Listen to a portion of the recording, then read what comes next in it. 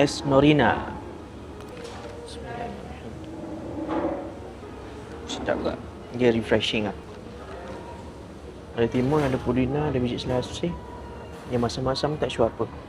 Adakah lemon ke atau apa benda lain. Yang ni wife aku ada es kelapa jeruk. Ni es kelapa jeruk. Wah, susah nak pilih antara dua ni.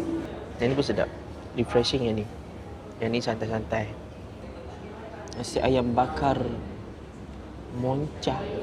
Ada telur. Ayam bakar yang ada sambal atas dia semua. Bismillah. First aku nak tahu pedas ke tak sambal dia.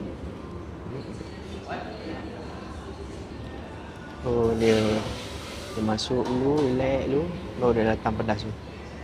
So kita nak makan dengan bayam lah. Bayam goreng kot. Ayam bakar, bayam goreng dengan telur dan dia ada bagi sekali dengan sup.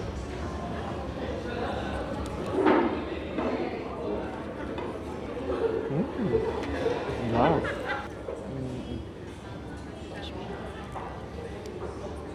Iga bakar. Tuna rusuk bakar. Tuna rusuk bakar ni kita ada asing lah.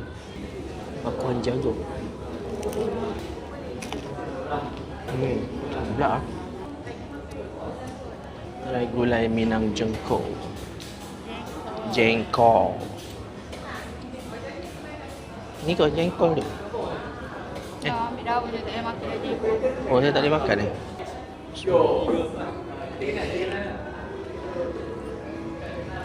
Tak. Last sebelum saya tutup video ni. Lah, panjang-panjang. Kita pun nak hidup dengan tenang. Di konten pun nak jalan. Saya campur, kita makan. Bismillahirrahmanirrahim. Okay, sekian video.